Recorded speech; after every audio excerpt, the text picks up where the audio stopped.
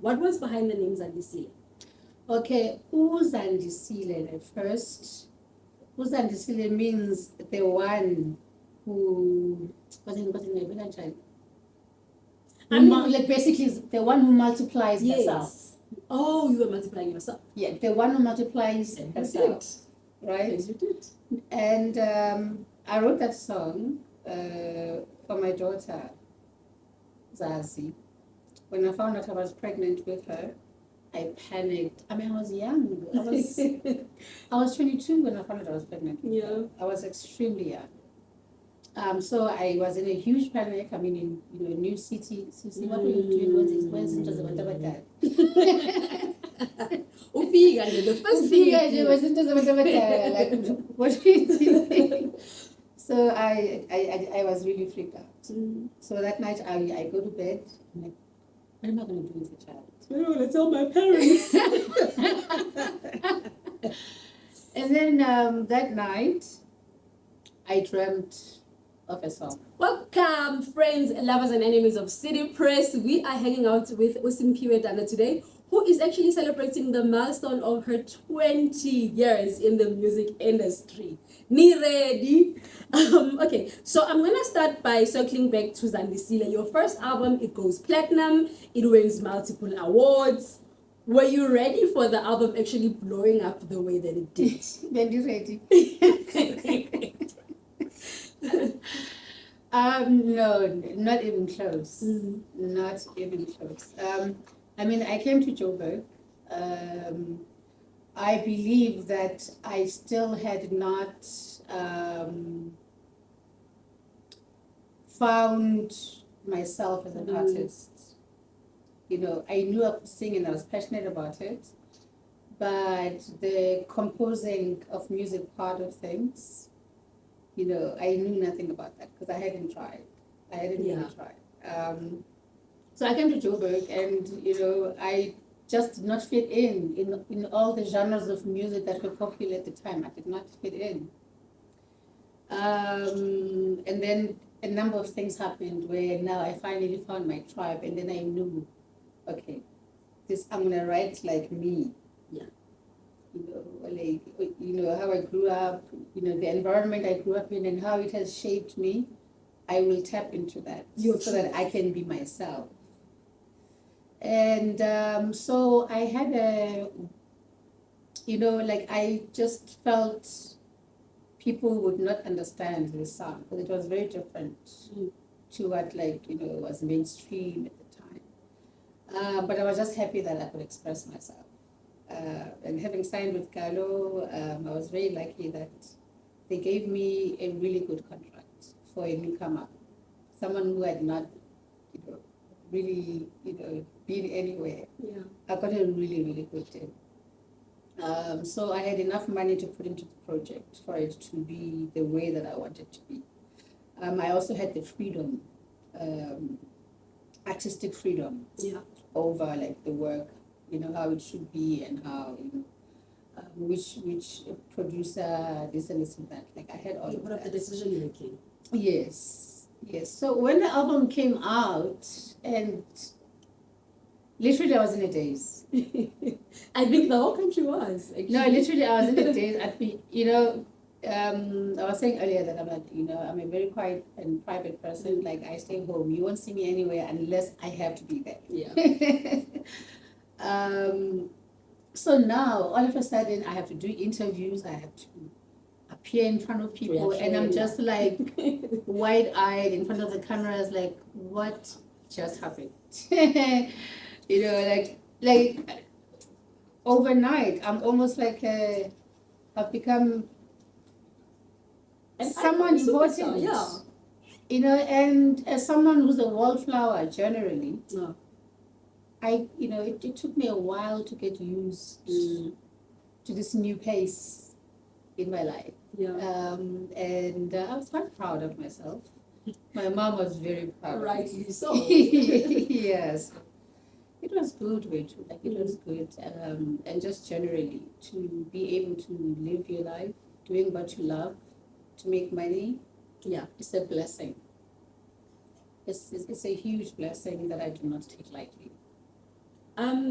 Zandisile. I think that's a Xhosa name that means we've added to the family. There's been an expansion, there's been an addition. You've just spoken about how you were still relatively new in the industry. You hadn't even found yourself. I've always been curious about why a first album would be given the name of something that's an addition, because in the literal sense, there wasn't really an album before that you were adding to and expanding on. What was behind the name Zandisile? Okay, Zandisile at first. Zandisile means the one who like basically the one who multiplies herself. Oh, you were multiplying yourself. Yeah, the one who multiplies herself. Right? Yes, you did. And I wrote that song for my daughter, Zazi. When I found out I was pregnant with her, I panicked. I mean, I was young. I was 22 when I found out I was pregnant. Yeah. I was extremely young. So I was in a huge panic. I mean, in a new city. So what were you doing? Where's it? The first thing like, what are you doing? So I was really freaked out. So that night I go to bed. I'm like, what am I going to do with the child? I don't want to tell my parents. And then that night, I dreamt of a song. Oh, wow. And when I woke up in the morning, I still remembered. That happens. People wake up and remember whatever I dream of or I think of at night. If I don't wake up and write it down right then. That's very true. Like most dreams you forget, especially if you don't write them down immediately. Yeah. But there are those dreams that insist that like you remember them. So I did not write Zandisile. It was given to me. Wow. I woke up in the morning. I remembered all the lyrics. I remembered the melody. I literally went to my tiny studio and I recorded. Then I went to work. I was still working in IT at the time. I recorded the song and that was it. Like the full song. I got it in a dream. And that's why I had to name it. Name the album Zandisile. It makes sense. Because I went to bed freaked out about having a child and I wake up in the morning with this manifestation song. Really, yeah. And Zandisile is not a word that, I use a lot or where I come from is used a lot. I don't know any Zandisile. Wow. Yeah. Okay. The success of the album itself, Zandisile. You've just said that you found yourself being thrown into the spotlight. You are now this important person. And then the fact that it was your first album, did it put any pressure on you to say that when you now move on to the next project, you have to elevate the standard? Did you feel any pressure at all? Of course. Of course. But what I didn't do is to try and repeat myself. I behaved like I had not written anything before. Fresh eyes. And I was doing this for the first time. And I'll tell you one thing there. When you're writing a new album, the old one is overwhelming. You're like, especially if it was how did I successful. do that? Yeah. Because firstly, when you first start writing, literally you've got a blank canvas. Don't I know it? And then like you basically have to bring out art from a blank canvas. So when you're first starting, most importantly, you feel like you don't know anything. And your esteem is just all over the place. I do think that it takes a lot of humility, being humble to your gift, and those that gave you the gift. Like my mom was a singer, and understanding that the celebrity thing is not real. Because what I've noticed with a number of artists, let me see it like that, is that their first albums are great, their second albums not so much. Not so well, yeah. not because like they wouldn't do well. They do not put enough as they put into the first album. You relax, you start to believe that because I've made such a good name for myself, then the work is just gonna speak for itself. I don't have to put in the effort because there's my name behind it. It's automatically just going to blow up, I think. And it's that whole like don't get caught up in that whole like celebrity culture. You are an artist. Yeah. The celebrity thing is a by the way thing. Funny, I actually was having a conversation with an author friend of mine yesterday, and I mentioned, we were actually speaking about celebrity culture, and I mentioned a conversation to her that I had with John Kani, where he said that he doesn't like to think of himself as a star. He doesn't like to subscribe to stardom because when you are a star, the people that decide ukuthi ubani is star will tell you, ukuthi, hey, Simphiwe, you are a star now. You have to behave like this. You have to talk like that. But then, when you are no longer a star, they don't come back to you to say, listen, you just, you randomly find out during the people. Yeah. And then like they also in South Africa especially, they'll make sure that you know by hey, funding is over for And then when they want to hurt you, even if I wanga, they will say Uwile. Yes. Because they just want to hurt you. Yes, like it's when you say that, it's so funny. We could be talking about you on social media, and then somebody who doesn't like Simphiwe Dana for whatever reason, they know who you are, but then they'll post your picture and then they'll be like, this lady is trending. Who is she? Yeah. You know, I think since Elon Musk took over Twitter, I've stopped taking Twitter seriously because it's just become such a toxic nightmare. I'll tell you a funny Twitter story. Last year, it must have been around September, before we actually got into the conversation that led to you being here today. We had actually spoken on Twitter. I actually went into your DMs, and then I think you were supposed to have a performance in Gwagwa, and I was supposed to speak to you about that.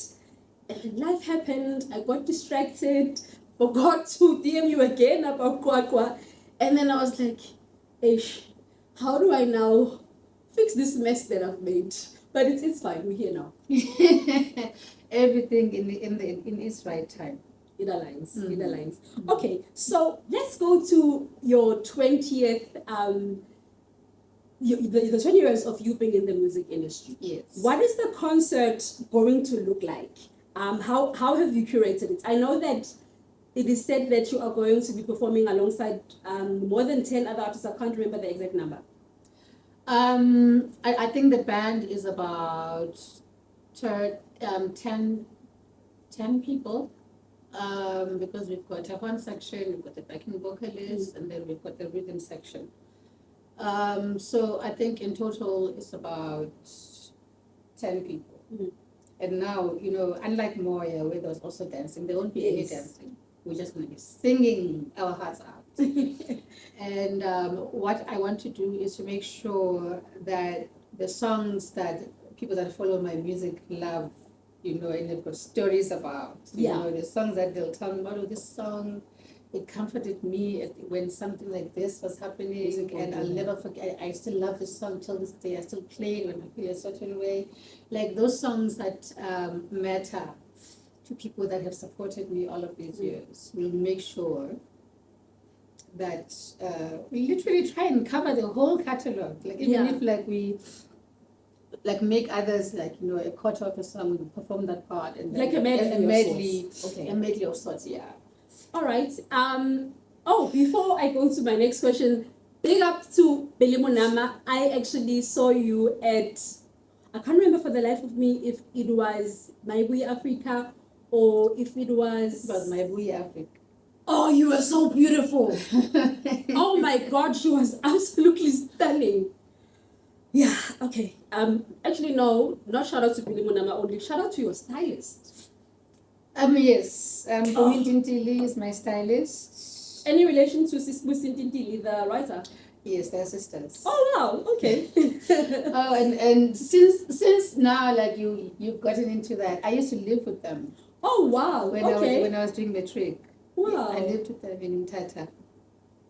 Okay, I'll actually tell Mrs. Lucy that I was with you. I spoke to her a couple of months ago when she went back to the writing room of Generations. But that's not why we are here. Back to the concert. You mentioned that there's not going to be any dancing. You guys are just going to be singing your hearts out. The Simphiwe Dana fans from back in the day, the new Simphiwe Dana fans, those who were introduced to your music by their parents, their friends, whoever in their lives, are going to be experiencing whatever music that gave them memories. But just to add to that, is it just going to be music? Is there going to be any dialogue? Are you going to be performing only your music, or are you also going to be incorporating the music of artists that have influenced your career? There is a show we are planning. The main event for Joburg. And there we will also invite other, like my peers, other artists, and just make it a big thing. But we are still working on that. I'm so glad you mentioned that, because I actually, when I was going through all of the information and just checking what the program looks like, I saw Durban, I saw Cape Town, and I'm like, why are we being blue tick? I thought you guys are spoiled anyways.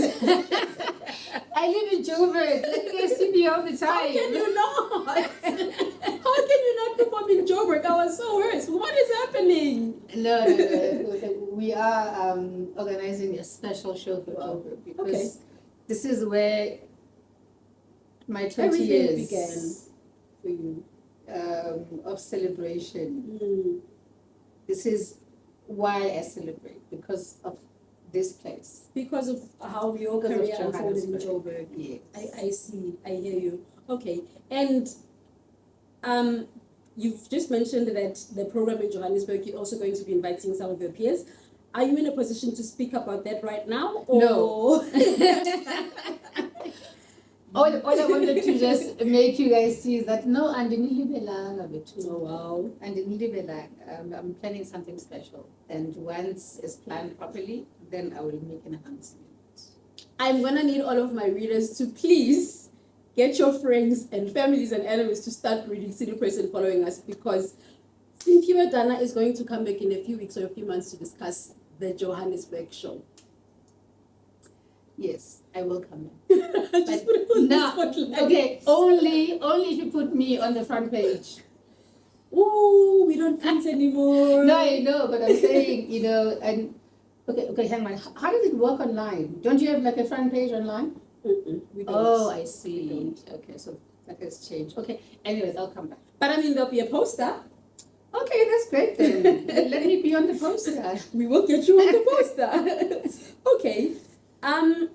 So there are a lot of young artists that have come up who are game changers themselves, just like you were, because you also mentioned that while your album was jazz, the first one is Zandisile, it wasn't necessarily the kind of jazz that people were used to in the mainstream sort of scheme of things. So there's been women like Msaki, who doesn't necessarily only sing jazz, but she does dabble in it. Sia Charles recently won the Standard Bank Young Artist Award for Jazz. There is Zoema Mudiha. There's many others really. And I'm going to say this because you might want to be humble about it, but when you observe these young women and just being cognizant of the fact that you may have had some doing in inspiring their own careers, what are your thoughts on the evolution of the South African jazz landscape, particularly with the demographic of Black women? Can you please just repeat that those last two lines? What are your thoughts on the landscape of jazz from a young Black woman in South Africa, being somebody who started your career back in the day and may have influenced the careers that are emerging today from young Black jazz artists?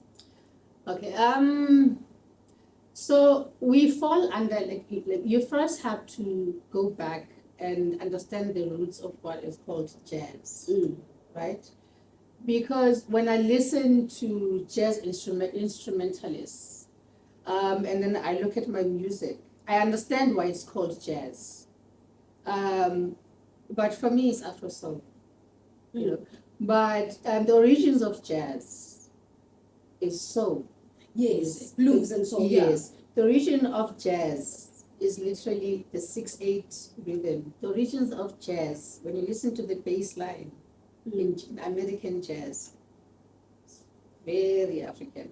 Yes, yes. Like The always Ameri- listen to the bass line. It's very. They are going to kill you for that. We're always fighting with the Black Americans on social Yeah. media, but it is African. It is of African No, like origin. they took this with them from here. From here, yes. They just don't remember. Yeah, They- the just- ancestors yes. are dead. They didn't really tell them because it was Yes. busy. People were fighting. People were dying. There was no time. Okay. So I preferred my music to be called Afro because it is soul music. It is. It's very Uh, soulful. Yes. On the issue of like the younger artists that came after me, I feel quite positive. I want Msaki to come back and perform, more frequently. Msaki, you are being summoned back to the stage. Msaki and I first met when I was doing the symphony experience. She's very big on symphonies. She actually corrected me once at one of our interviews because I actually was not a big follower of her music before that interview. And it was actually my fault because I hadn't dedicated enough time to researching the style of music that she does. She's actually very big on symphonies. I think when we were speaking just now about Black women in music, she's one of the Black women who are very deliberate about taking that kind of direction with their music. Yeah, so like I first met her when I was doing the symphony, and she was like, "I need to be a part of a symphony." Wow. And at the time, she had not released anything. I didn't know her. My sister knew her. Okay. So she came. She was like, "I've got this song, Chile, and I'd like if we could sing it together as part of the symphony experience." And She's a very brave young lady. No, she was very brave. She was she was very insistent because I was so busy. I mean, I had Wika in the country, like one of the biggest Spanish musicians in Mexico. I had Asha from Nigeria in the country, and then I had to deal with the choir, like a 60-piece choir. I had to, how many of these, 60 or 20? I don't even remember. And the orchestra, she was like, "I've got this song, let's do it." I'm like, "Okay, listen, I want to do this song with you, and I understand. Very busy. So let's find a way to fit it in. Let's find the time, but I'm here." But she even had to come to my house because I was so busy with everything. Yeah. And we did the song. And I think she was worried I wouldn't forget, I would to forget my forget, lyrics. yeah. And I was like, "No, girl, I'm a professional." Plus, I put a paper underneath it. I cheat. I forget any lyric. I just take a jab and then I remember. And that song ended up working out so well. We went to Chile. It's a beautiful, beautiful, beautiful. I'm happy for you both. I mean, collaborations are very important, but when women collaborate, for me personally, it's very personal because there's a lot of things happening in the world today where people like to say things like women hate each other. But when you actually go back to women who we are at our core, we are people of community. We build communities with each other. And if there is an opportunity for women to uplift each other, we will take that opportunity. No, definitely. But there is still, in the music industry in particular, I feel like us as women, we could collaborate more. The boys collaborate at a much higher rate than we do. It could also just be like women and men are different. Because women friendships are stronger than men friendships. So it's not about that. But for some reason, we don't collaborate as much as the guys do. And I've just been wondering why that is. That is so true because even with women collaborations, there's more collaborations between women and men artists than there are between women themselves with each other. Okay. All right. I'm gonna move on to my next question. Can you just debrief the repertoire for me? Are you able to share with us some of the hits that are going to be performed? Able to give us what some of the music offerings are going to be? I know that you said you want to take your fans back. What exactly can we expect? And also, is there any new music from Simphiwe Dana? I've been writing songs on and off for a while. I've got a lot of songs that are unreleased as yet. Some of them I've performed them, but never released them as yet. So there's that. So I've got those songs, and I may or may not include them. I'm not gonna give you everything, but I may. Such a difficult lady. I may or may not include them. My music director is super talented. I've worked with him in the symphony experience actually, where he was helping with the orchestra. I have a lot of faith in his artistry and his creativity. And what we want to do is to make this extra special. It's gonna be extra. Like I'm even digging for my pictures from when I was young, from Wow, 2001, when I was a baby. I mean, our house burned down when I was a kid, so I only have one baby picture. Like, I'm dragging all of that out. But do you guys want to know who Simphiwe Dana is? You're putting yourself out Who Simphiwe Dana. Wow. She is this person. And I appreciate that because you mentioned that you're a private person, so it means you're actually stepping out of your shell. I think our photographers getting worried about time. Okay. Now. Yeah. Okay, all right. In 2017, you were named one of the African Women of the Year. Was it 2017 or 2016? There were women like Esther Mahlangu alongside you in that African Women of the Year. There was Lupita Nyong'o, if I remember correctly, Krista Seminya, etc. Those are very powerful women. Yes. But as somebody who has done your own work really in terms of social advocacy, in terms of cultural advocacy, can you just take me through what it is from a socio-economic aspect? What do you advocate for? What do you stand for as an African woman? I think that was from New African Magazine. Yes. I'm not sure, I was quite shocked for starters. But do you know that I'm the first and only convener of the African Union's Arts and Culture chapter? I had no idea. I hope some of you also didn't, so that we can all find out together for the first time. It was such a big deal for me, and media and SA, they didn't run with it. Yeah. I would have worked all over the place. So I was in Addis for a month, Addis Ababa in Ethiopia, where the AU headquarters are. Yes. Arranging to have artists from different Parts of the continent. From the 53 African countries. Yes. Under the AU. Yeah. Is it 53 or 54? I know that. I'll check that out. I know that there's one or two. Morocco is not part of the. Is Morocco? Okay, anyways, like you'll find out. We'll look it up.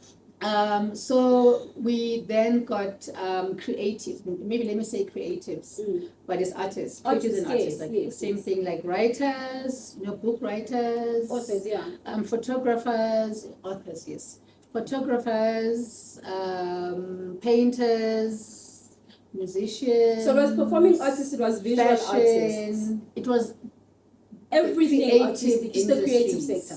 Okay. Yes. So I had to create a team because I'm the one who approached the AU.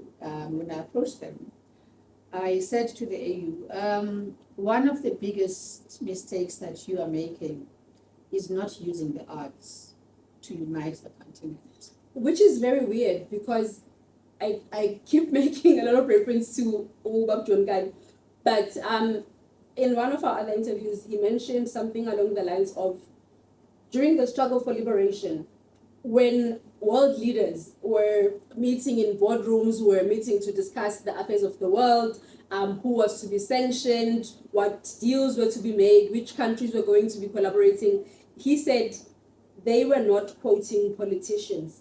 They were quoting artists. They would be saying, I read a play, I read a book, I watched a play, I saw this piece of art.